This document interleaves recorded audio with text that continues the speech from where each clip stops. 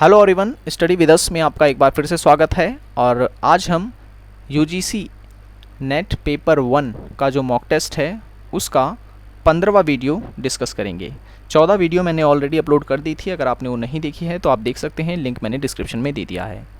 क्योंकि नेट के एग्ज़ाम की अभी डेट फिक्स नहीं हुई है और जो चांसेस हैं नेट के एग्ज़ाम के वो नवंबर या दिसंबर में हैं, तो तब तक के लिए आप जो इस मॉक टेस्ट को सॉल्व कर सकते हैं। इससे आपको फ़ायदा ये होगा कि आपको ये पता चलेगा कि आपकी तैयारी किस प्रकार की है।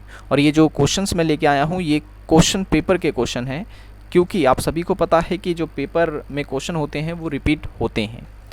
तो यहाँ की जो सीरीज़ आप देख रहे हैं 1, 2, 3 ये अलग होंगी, क्योंकि मैंने इस वीडियो में जो है कंप्रीहेंशन और मैथमेटिकल रीजनिंग के क्वेश्चंस को नहीं लिया है। और लगभग सभी टॉपिक के क्वेश्चन आपको इसमें मिल जाएंगे। Teaching aptitude, research aptitude, communication, people and environment, ये सभी जो है आपको यहाँ पर मिलेंगे। तो चलिए देखते हैं आपको कितने क्वेश्चन इसमें से सही जाते हैं। ठीक है, तो आंसर का पहले आप गैस करें, फिर उसके बाद मैं आपको इसके आंसर बताऊँगा। चलिए, पहला जो क्वेश्चन है वो ये है, शिक्षण अधिगम संबंधों के संदर्भ में निम्नांकित कथनों के समूचे में से कौन सा स्वीकार्य कथन है? अपने उत्तर दर्शाने के लिए सही कूट का चयन करें। ठीक है, तो पहला देखते हैं, जब छात्र किसी परीक्षा में असफल होता है तो वह शिक्षक है जो असफल होता है। ठीक है ये। दूसरा, प्रत्येक शिक्षण का उद्देश्य अधिगम सुनिश्चित करना होता है। ये भी ठीक है। अधिगम के बिना शिक्षण हो सकता है, ये भी सही है। और शिक्षण के बिना कोई अधिगम नहीं हो सकता, तो ये भी सही है। तो इसका सही आंसर होगा, कोई शिक्षक शिक्षण करता है किंतु वह सीखता भी है। ठीक है, तो ये कहीं ना कहीं इसमें गलत हो सकता है। तो इसका सही आंसर जो है वो है option number B, according to answer key. ठीक है, आंसर की के तहत मैं आपको इसके आंसर बताते चल रहा हूँ। चलिए, नेक्स्ट क्वेश्चन है, अधिगम एक जीवन पर्यंत प्रक्रिया है। अब इसका तर्क दे रखा है, यानी रीज़न भी दे रखा है उसका, कि अधिगम के उपयोगी होने के लिए इसे जीवन प्रक्रमों से जोड़ा जाना चाहिए। ठीक है, तो इसका सही आंसर हो जाएगा ऑप्शन नंबर ए। ठीक है, ऑप्शन नंबर ए, यानी कि ए और आर दोनों सही हैं और इसकी व्याख्या जो है वो भी सही की गई है। चलिए, नेक्स्ट क्वेश्चन है कि शिक्षण की प्रभावकारिता का निर्णय निम्नांकित में से किस रूप में किया जाना चाहिए? किस रूप में किया जाना चाहिए आपको इसको बताना है। तो आई होप आंसर का आपने गेस कर लिया होगा। तो इसका सही आंसर है option number C, according to answer key, छात्रों के अधिगम परिणामों के आधार पर। ठीक है, चलिए नेक्स्ट क्वेश्चन पे चलते हैं। नेक्स्ट है, निम्नांकित में से किस शिक्षण विधि में शिक्षार्थी की भागीदारी को इष्टतम तथा पहलकारी बनाया जाता है? तो इसका सही आंसर है ऑप्शन नंबर डी, परियोजना विधि के द्वारा, प्रैक्टिकल के द्वारा। ठीक है, नेक्स्ट है, शिक्षण प्रभावकारिता को प्रभावित करने वाला एक सर्वाधिक शक्तिशाली कारक किससे संबंधित है? तो ये संबंधित है शैक्षणिक व्यवस्था से। ऑप्शन नंबर सी इसका सही आंसर है। नेक्स्ट क्वेश्चन है, अब इसमें अभिकथन और तर्क दे रखे हैं। तो पहला ये कह रहा है कि निर्माणात्मक मूल्यांकन अधिगम की गति को त्वरित बनाता है, और इसका तर्क दे रखा है कि संकलनात्मक मूल्यांकन की तुलना में निर्माणात्मक मूल्यांकन अधिक विश्वसनीय है। तो इसका सही आंसर है ऑप्शन नंबर सी, यानी कि ए सही है और आर जो दे रखा है वो गलत है। नेक्स्ट क्वेश्चन है, किसी विद्यालय का प्राचार्य विद्यालय के कार्यक्रमों में शिक्षकों तथा छात्रों के प्रतिभाग को अभिवृद्ध करने की संभावना का पता लगाने के लिए उसके साथ साक्षात्कार सत्र आयोजित करता है। यह प्रयास अनुसंधान के किस प्रकार से संबंधित है? ठीक है, सीधी भाषा में अगर मैं कहूँ तो जो साक्षात्कार होता है, जो इंटरव्यू होता है, वो किस प्रकार की रिसर्च का हिस्सा है, आपको ये बताना है। तो इसका सही आंसर है ऑप्शन नंबर सी, ठीक है, क्रियात्मक अनुसंधान का। नेक्स्ट क्वेश्चन है, क्रियात्मक अनुसंधान करने में सोपानों का सामान्य अनुक्रम क्या होता है? तो इसका सही आंसर होगा ऑप्शन नंबर बी, पहले योजना का निर्माण करना, फिर क्रियान्वयन करना, फिर प्रेक्षण करना और फिर विमर्श करना। नेक्स्ट क्वेश्चन है, निम्नांकित में अनुसंधान चरणों का कौन सा क्रम तार्किक है? तो इसका सही आंसर है ऑप्शन नंबर सी, समस्या स्थापन, परिकल्पना निर्माण, शोध अभिकल्प का विकास, प्रदत्त एकीकरण, प्रदत्त विश्लेषण, सामान्यकरण और फिर निष्कर्ष का निरूपण। ठीक है ना, ये चरण होते हैं अनुसंधान की।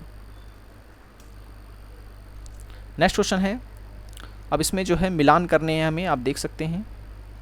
तो चलिए मिलान करते हैं इसमें। तो ए का यानी प्रयोगात्मक विधि स्रोत का जो संबंध है वो है मानकीकृत परीक्षाओं से। ठीक है, मानकीकृत परीक्षाओं से। और फिर उसके बाद बी का जो संबंध है वो है विशेष अभिलक्षण परीक्षाओं से।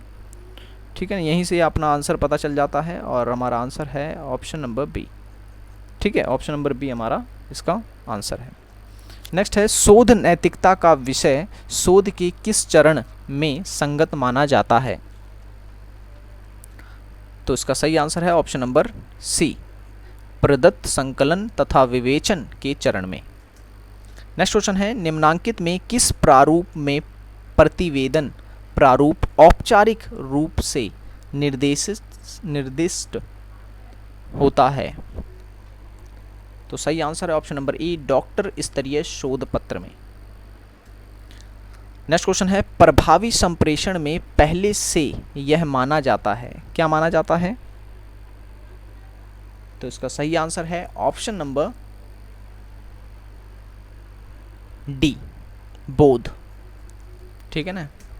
नेक्स्ट है, जब मौखिक तथा अमौखिक संदेश परस्पर विरोधी हैं तो यह कहा जाता है कि अधिकांश लोग विश्वास करते हैं। किस पर करते हैं विश्वास?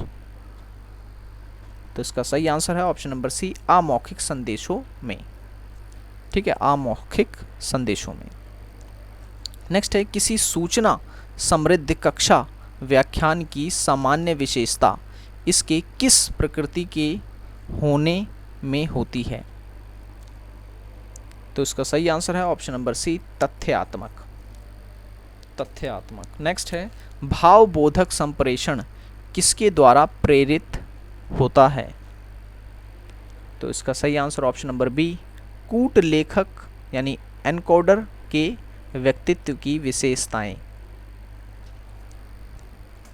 नेक्स्ट क्वेश्चन है, सकारात्मक कक्षा संप्रेषण का परिणाम निम्नांकित में से क्या होता है? तो इसका सही आंसर है ऑप्शन नंबर डी, अनुनय। अनुनय। नेक्स्ट है, कक्षा संप्रेषण किसका आधार है? ऑप्शन ए कहता है सामाजिक पहचान का, बी कहता है बाह्य निरर्थकताओं का, या सी पूर्वाग्राही उदासीनता का, या फिर सामूहिक उग्रता का। तो इसका सही आंसर है ऑप्शन नंबर ए, सामाजिक पहचान का। नेक्स्ट क्वेश्चन है, निम्नलिखित में से कौन सा कंप्यूटर मेमोरी प्रकार में से उच्चतम से न्यूनतम गति को सूचीबद्ध करता है? तो इसका सही आंसर है option number C, option number C, CPU registers, cache memory, main memory और फिर सेकेंडरी स्टोरेज। नेक्स्ट है, निम्नलिखित में से वेब 2.0 अनुप्रयोगों की कौन सी विशेषता है? तो इसका सही answer option number B, web 2.0 का अनुप्रयोग लोगों को आपस में मिलकर ऑनलाइन सूचना का आदान प्रदान करने की क्षमता पर केंद्रित होता है। नेक्स्ट क्वेश्चन है, वर्ड प्रोसेसिंग सॉफ्टवेयर के संदर्भ में एक समाहित प्रकाशन बनाने हेतु डेटा स्रोत में परिवर्तित सूचना के साथ प्रकाशन में अपरिवर्तनीय सूचनाओं के संयोजन के प्रक्रम को जाना जाता है। तो ये जाना जाता है किस रूप में? तो इसका सही आंसर है option number C, mail merge के रूप में। नेक्स्ट है डीवीडी प्रौद्योगिकी। डीवीडी का फुल फॉर्म आप मुझे, अच्छा इसमें वही पूछ रखा है। चलिए इसका क्वेश्चन आप, इसका आंसर जो है आप मुझे कमेंट बॉक्स में बताएंगे, ठीक है। कमेंट बॉक्स में देखते हैं कितने लोग जो है इसका आंसर बताते हैं। आप क्वेश्चन को ठीक से पढ़ लें। नेक्स्ट क्वेश्चन है, अब यहाँ पर अभिकथन और तर्क दे रखा है। अभिकथन में पूछ रहा है कि सतत विकास मानव समाज के कल्याण के लिए महत्वपूर्ण है। उसका कारण दे रहा है, ये तर्क दे रहा है कि पर्यावरणीय दृष्टि से सही नीति पर्यावरण को क्षति नहीं पहुंचाती है।